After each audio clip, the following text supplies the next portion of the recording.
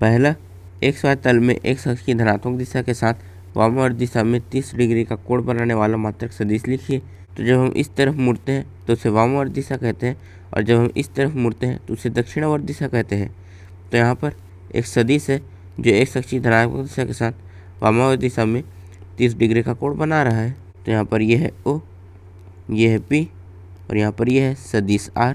तो हम एक अक्ष में इस तरह से लंब खींचेंगे और यहाँ पर ये बिंदु है S। हमने पढ़ा था कि सदिश जिसके साथ भी कोण बनाता है वो cos थीटा होता है और उसके लंबवत जो रहता है वो sin थीटा होता है। तो यहाँ पर ये हो जाएगा सदिश R cos थीटा और ये हो जाएगा सदिश R sin थीटा। तो हमें इसमें इस सदिश का समीकरण मतलब हम इसमें सदिश R बराबर x i कैप धन y j कैप, हमें इसमें x और y के मान ज्ञात करने हैं। तो उसके लिए पहले हम इसका मान ज्ञात करेंगे, फिर इसका मान ज्ञात करेंगे, जिससे हमें x और y के मान मिल जाएंगे। तो हम यहाँ पर लिखेंगे माना सदिश OP जो कि सदिश R है, एक अक्ष की धनात्मक दिशा के साथ वामावर्त दिशा में 30 डिग्री का कोण बनाने वाला एक मात्रक सदिश है। और यहाँ पर PS x अक्ष पर लंब है, तो त्रिभुज OPS में पहले हम आधार ज्ञात करेंगे और यहाँ पर आधार बराबर है सदिश R cos थीटा। तो हम यहाँ पर लिखेंगे आधार बराबर सदिश R का मॉड cos थीटा और यहाँ पर आधार है OS। तो हम यहाँ पर लिखेंगे OS बराबर, यहाँ पर सदिश R एक मात्रक सदिश है तो सदिश R का मॉड का मान होगा 1। तो हम यहाँ पर लिखेंगे 1 गुणा हम यहाँ पर थीटा का मान रखेंगे जो है 30 डिग्री। तो यहाँ पर आ जाएगा cos 30 डिग्री। तो यहाँ पर OS बराबर cos 30 का मान होता है करनी 3/2, फिर हम करनी 3/2 का 1 में गुणा करेंगे तो यहाँ पर आ जाएगा करनी 3/2। तो अब हम लंब ज्ञात करेंगे और यहाँ पर लंब है सदिश R sin थीटा। तो हम यहाँ पर लिखेंगे लंब बराबर सदिश R का मॉड sin थीटा और यहाँ पर लंब है PS। तो हम यहाँ पर लिखेंगे PS बराबर, इसका मान था 1 तो यहाँ पर आ जाएगा 1 गुणा साइन, हम यहाँ पर थीटा का मान रखेंगे जो है 30 डिग्री। तो यहाँ पर PS बराबर साइन 30 का मान होता है 1/2, फिर हम 1/2 का 1 में गुणा करेंगे तो यहाँ पर आ जाएगा 1/2। तो यहाँ पर बिंदु P के निर्देशांक बराबर, यहाँ पर P XY तल में है तो यहाँ पर इसके निर्देशांक हो जाएंगे x, y और यहाँ पर x है OS और y है PS। तो हम यहाँ पर लिखेंगे OS PS और यहाँ पर OS का मान है करनी 3/2 और PS का मान है 1/2। तो यहाँ पर आ जाएगा करनी 3/2 और यहाँ पर 1/2। तो यहाँ पर हमने x और y के मान ज्ञात कर लिए हैं। तो यहाँ पर सदिश OP हो जाएगा करनी 3/2 i कैप धन 1/2 j कैप। तो यहाँ पर हमारा मात्रक सदिश है करनी 3/2 i कैप धन 1/2 j कैप।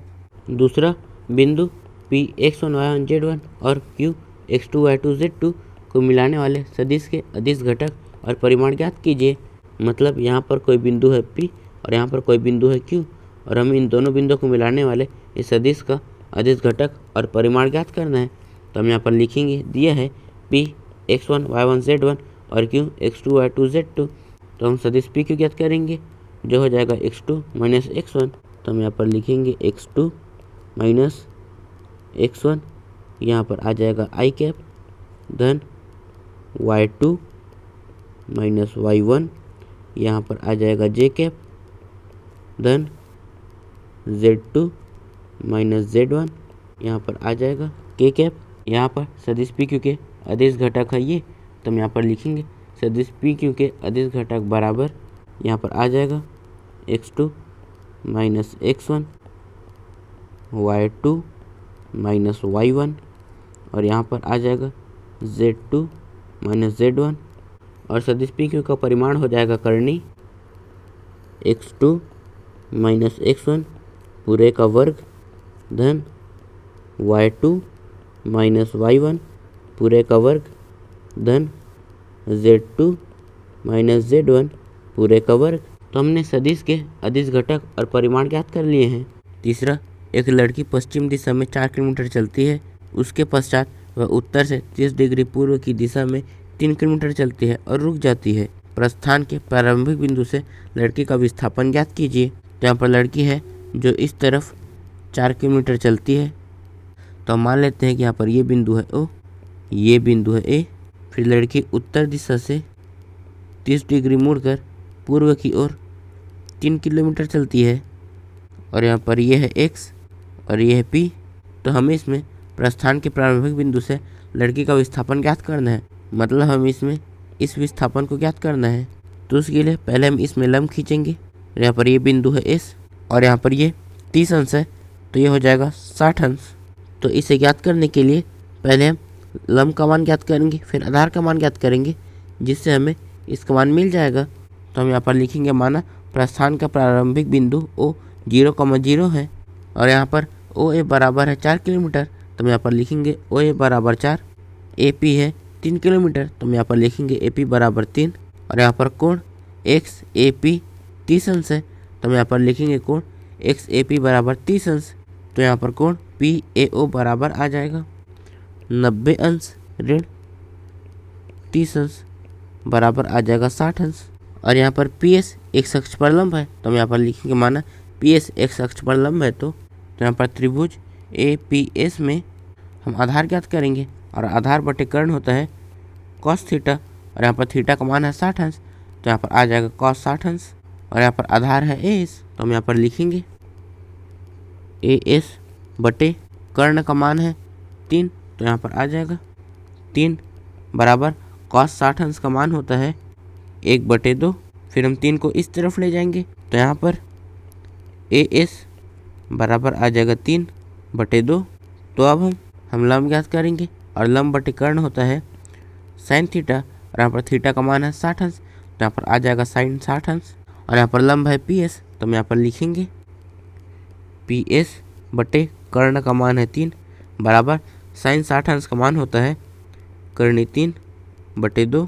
फिर हम 3 को इस तरफ ले जाएंगे, तो यहाँ पर पी एस बराबर आ जाएगा 3 कर्णी 3/2। तो यहाँ पर तो हमें इसमें ओ एस का मान ज्ञात करना है, तो हम इस पूरे में से ए एस को घटाएंगे तो हमें ओ एस का मान मिल जाएगा। तो हम यहाँ पर लिखेंगे ओ एस बराबर ओ ए ऋण ए एस और यहाँ पर ओ ए का मान है 4। तो यहाँ पर आ जाएगा 4 ऋण ए एस का मान है 3/2। तो यहाँ पर आ जाएगा 3/2।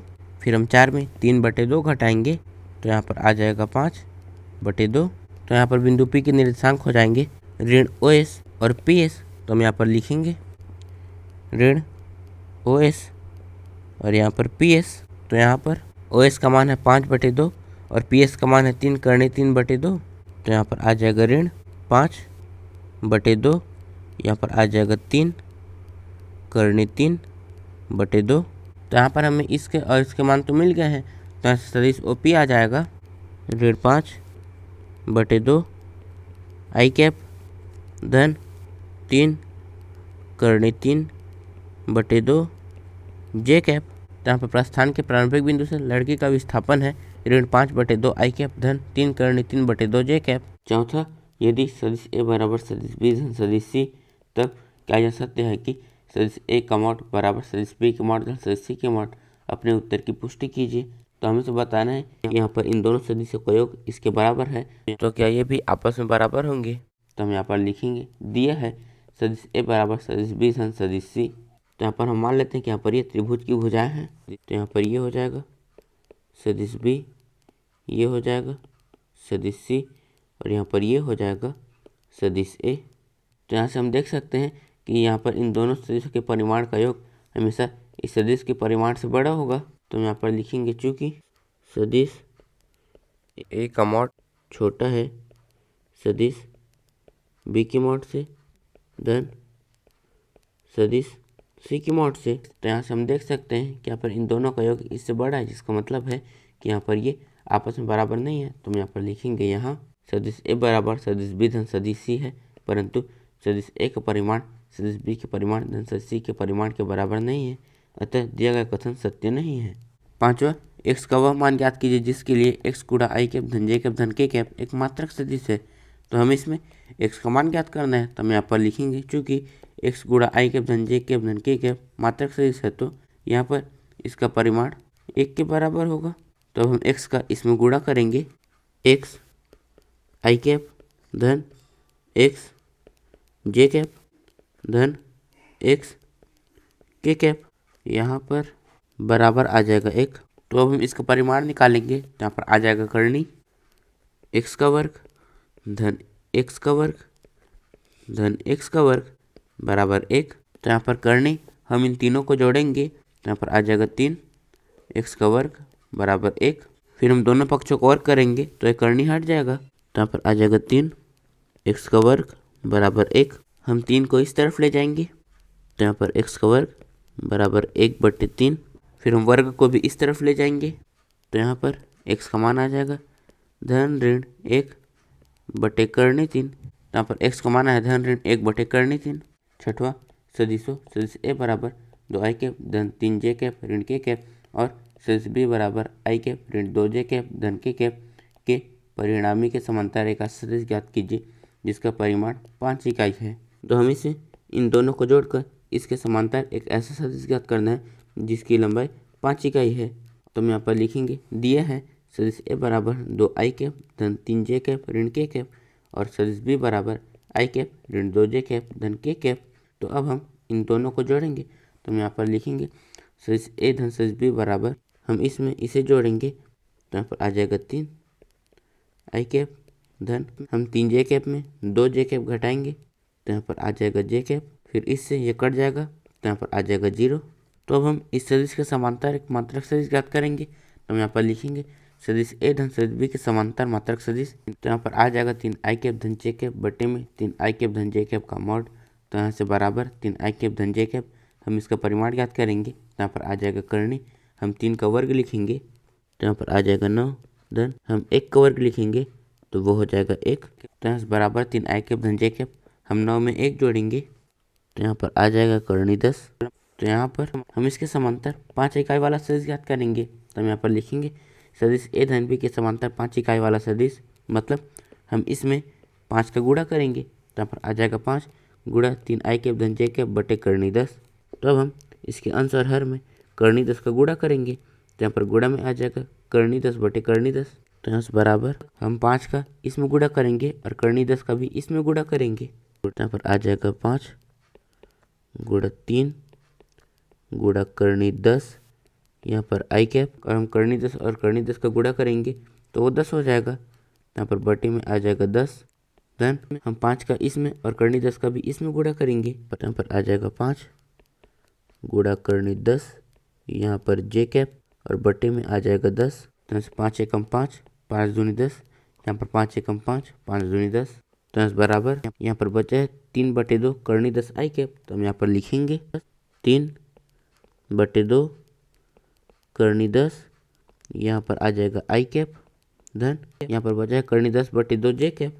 तो हम यहाँ पर लिखेंगे करनी 10/2 जे कैप। तो फिर हमने इन दोनों के समांतर 5 इकाई वाला सदिश ज्ञात किया है जो 3/2 करनी 10 आई कैप धन करनी 10/2 जे कैप। सातवां यदि सदिश a बराबर ये सदिश b बराबर ये और सदिश c बराबर ये तो सदिश 2 सदिश a ऋण सदिश b धन 3 सदिश c के समांतर एक मात्रक सदिश ज्ञात कीजिए। तो हमें इसमें इसके समांतर एक मात्रक सदिश ज्ञात करना है। तो हम यहाँ पर लिखेंगे दिया है सदिश a बराबर आई कैप धन जे कैप धन के कैप सदिश b बराबर 2i कैप ऋण जे कैप धन 3k कैप और सदिश c बराबर i कैप ऋण 2j कैप धन k कैप। तो हमें इसमें इसके समांतर मात्रक सदिश ज्ञात करना है। तो हम यहाँ पर लिखेंगे 2 सदिश a ऋण सदिश b धन 3 सदिश c बराबर हमें ये चाहिए इसलिए हम इसमें 2 का गुणा करेंगे। तो यहाँ पर आ जाएगा 2 आई कैप धन 2 जे कैप धन 2 के कैप। फिर हमें ऋण सदिश b चाहिए तो हम इसमें ऋण का गुणा करेंगे। यहाँ पर आ जाएगा ऋण 2 आई कैप धन जे कैप ऋण 3 के कैप। फिर हम इसमें ये चाहिए इसलिए हम इसमें 3 का गुणा करेंगे। तो यहाँ पर धन में आ जाएगा 3 आई कैप ऋण 6 जे कैप धन 3 के कैप। तो यहाँ से बराबर इससे ये कट जाएगा तो यहाँ पर बचा है 3 आई कैप। तो हम यहाँ पर लिखेंगे 3 आई कैप फिर हम इसमें इसे जोड़ेंगे तो यहाँ पर आ जाएगा धन 3 जे कैप। फिर हम ऋण 6 जे कैप में 3 जे कैप को जोड़ेंगे तो यहाँ पर आ जाएगा ऋण 3 जे कैप। फिर हम इसमें इसे जोड़ेंगे तो यहाँ पर आ जाएगा ऋण के कैप, फिर हम इसमें इसे घटाएंगे तो यहाँ पर आ जाएगा धन 2 के कैप। तो अब हम इसके समांतर एक मात्रक सदिश ज्ञात करेंगे। तो हम यहाँ पर लिखेंगे 2 सदिश ए ऋण सदिश बी धन 3 सदिश सी के समांतर मात्रक सदिश। तो यहाँ पर आ जाएगा 3 आई कैप ऋण 3 जे कैप धन 2 के कैप बटे में 3 आई कैप ऋण 3 जे कैप धन 2 के कैप का मॉड, तो बराबर 3 आई कैप ऋण 3 जे कैप धन 2 के कैप। तो हम इसका परिमाण ज्ञात करेंगे। तो यहाँ पर आ जाएगा करनी, हम 3 का वर्ग लिखेंगे तो यहाँ पर आ जाएगा 9 धन ऋण 3 का वर्ग लिखेंगे तो यहाँ पर आ जाएगा 9 धन 2 का वर्ग लिखेंगे तो यहाँ पर आ जाएगा 4। तो यहाँ से बराबर 3 आई कैप ऋण 3 जे कैप धन 2 के कैप। हम इन तीनों को जोड़ेंगे तो यहाँ पर आ जाएगा करनी 22। तब हम इसे इन तीनों के बटे में लिखेंगे तो बराबर में आ जाएगा 3 बटे करनी 22, यहाँ पर आई कैप ऋण 3 बटे करनी 22, यहाँ पर जे कैप धन 2 बटे करनी 22, यहाँ पर आ जाएगा के कैप। तो यहाँ पर इसके समांतर मात्रक सदिश है 3 बटे करनी 22 आई कैप ऋण 3 बटे करनी 22 जे कैप धन 2 बटे करनी 22 के कैप। 8वां, दर्शाइए कि ए 1 ऋण 2 ऋण 8, बी 5 0 ऋण 2 और सी 11 3 7 संरेख है और बी द्वारा इसी को विभाजित करने वाला अनुपात ज्ञात कीजिए। तो हम इसे दर्शाना है कि यहाँ पर ये तीनों आपस में संरेख है और हम इसमें ये भी बताना है कि बी इसी को किस अनुपात में विभाजित करता है। तो हम यहाँ पर लिखेंगे यदि ए 1 ऋण 2 ऋण 8, बी 5 0 ऋण 2 और सी 11 3 7 है तो यहाँ से सदिश ए बी, मतलब हम इसमें इसे घटाएंगे तो यहाँ पर आ जाएगा 4 आई कैप। फिर हम 0 में ऋण 2 को घटाएंगे, यहाँ पर आ जाएगा 0 ऋण 2, ऋण और ऋण का गुणा होगा तो यहाँ पर आ जाएगा 0 धन 2। फिर हम 0 में 2 जोड़ेंगे तो यहाँ पर आ जाएगा 2। तो हम यहाँ पर लिखेंगे 2 जे कैप। फिर हम ऋण 2 में 8 को घटाएंगे तो यहाँ पर आ जाएगा ऋण 2 ऋण 8, फिर ऋण और ऋण का गुणा होगा तो यहाँ पर आ जाएगा ऋण 2 धन 8। फिर हम 8 में 2 घटाएंगे तो यहाँ पर आ जाएगा 6। तो हम यहाँ पर लिखेंगे धन 6 के कैप। इसी तरह सदिश बी से हम इसमें इसे घटाएंगे तो हम 11 में 5 घटाएंगे तो यहाँ पर आ जाएगा 6 आई कैप। 3 में 0 घटाएंगे तो यहाँ पर आ जाएगा 3 जे कैप। 7 में ऋण 2 घटाएंगे तो यहाँ पर आ जाएगा 9 की कैप। तो सदिश बी से बराबर हम इसे इस तरह भी लिख सकते हैं 1.5 गुणा यहाँ पर आ जाएगा 4 आई कैप धन 2 जे कैप धन 6 के कैप, क्योंकि जब हम इसका इस पर गुणा करेंगे तो हमें वापस यही प्राप्त हो जाएगा और यहाँ पर ये इसके बराबर है तो हम इसके जगह में इसे लिख सकते हैं। इस तरह सदिश बी सी बराबर आ जाएगा 1.5, यहाँ पर आ जाएगा सदिश ए बी। यहाँ पर सदिश बी सी बराबर ये है जिसका मतलब है कि यहाँ पर ए बी और सी आपस में संरेख है। तो हम यहाँ पर लिखेंगे यहाँ सदिश बी सी बराबर 1.5 सदिश ए बी है तो ए बी सी संरेख है। तो हम ये ज्ञात करेंगे कि यहाँ पर बी ए सी को किस अनुपात में विभाजित कर रहा है। हम यहाँ पर लिखेंगे माना बी ए सी को लेमडा अनुपात 1 में विभाजित करता है। तो यहाँ पर बी ए सी को लेमडा अनुपात 1 में विभाजित करता है। तो हम यहाँ पर डायग्राम बनाएंगे जहाँ पर ये हो जाएगा सी और ये हो जाएगा ए। हम यहाँ पर ए का स्थिर सदिश लिखेंगे जिसका मतलब है कि हम यहाँ पर 1 के साथ आई कैप, 2 के साथ जे कैप और 8 के साथ के कैप लिखेंगे और हम आई कैप का 1 में गुणा करेंगे तो यहाँ पर आ जाएगा आई कैप ऋण 2 जे कैप ऋण 8 के कैप। इस तरह से हम सी का स्थिर सदिश लिखेंगे तो हम यहाँ पर आई कैप लिखेंगे, यहाँ पर जे कैप और यहाँ पर के कैप। तो यहाँ पर आ जाएगा 11 आई कैप धन 3 जे कैप धन 7 के कैप और यहाँ पर बी इसी को लेमडा अनुपात 1 में विभाजित करता है। तो मान लेते हैं कि यहाँ पर कोई बिंदु है बी जो इस रेखा को लेमडा अनुपात 1 में विभाजित करता है। हम बी का स्थिति सदिश ज्ञात करेंगे, उसके लिए हम लेमडा का इसमें और 1 का इसमें गुणा करेंगे। तो यहाँ पर आ जाएगा लेमडा गुणा 11 आई कैप धन 3 जे कैप धन 7 के कैप और धन में आ जाएगा 1 गुणा आई कैप ऋण 2 जे कैप ऋण 8 के कैप और यहाँ पर बटे में लेमडा धन 1। तो हम बी का स्थिति सदिश लिखेंगे, मतलब हम यहाँ पर 5 के साथ आई कैप लिखेंगे, 0 के साथ जे कैप और ऋण 2 के साथ के कैप लिखेंगे। तो यहाँ पर आ जाएगा 5 आई कैप धन 0 जे कैप ऋण 2 के कैप और हम इसे इस तरफ ले जाएंगे तो यहाँ पर गुणा में आ जाएगा लेमडा धन 1 बराबर यहाँ पर आ जाएगा लेमडा गुड़ा 11 आई कैप धन 3 जे कैप धन 7 के कैप धन 1 गुड़ा आई कैप ऋण 2 जे कैप ऋण 8 के कैप। तो हम इसका इसमें गुड़ा करेंगे तो हम लेमडा का 5 आई कैप में गुड़ा करेंगे। तो यहाँ पर आ जाएगा 5 आई कैप लेमडा धन फिर हम 1 का इसमें गुड़ा करेंगे तो यहाँ पर आ जाएगा 5 आई कैप और जब हम इन दोनों का इसमें गुड़ा करेंगे तो यहाँ पर 0 हो जाएगा। फिर हम लेमडा का इसमें गुड़ा करेंगे उसके बाद 1 का इसमें गुड़ा करेंगे तो यहाँ पर आ जाएगा ऋण 2 के कैप लेमडा ऋण 2 यहाँ पर आ जाएगा के कैप बराबर हम लेमडा का इसमें और 1 का इसमें गुड़ा करेंगे तो यहाँ पर आ जाएगा 11 आई कैप लेमडा धन 3 जे कैप लेमडा धन 7 के कैप लेमडा धन यहाँ पर आ जाएगा आई कैप ऋण 2 जे कैप ऋण 8 यहाँ पर आ जाएगा के कैप। तो हम इसमें से आई कैप कॉमन लेंगे तो हम यहाँ पर लिखेंगे 5 लेमडा धन 5 यहाँ पर आ जाएगा आई कैप धन में आ जाएगा 0 जे कैप धन हम इसमें से के कैप को कॉमन लेंगे तो यहाँ पर आ जाएगा ऋण 2 लेमडा ऋण 2 यहाँ पर आ जाएगा के कैप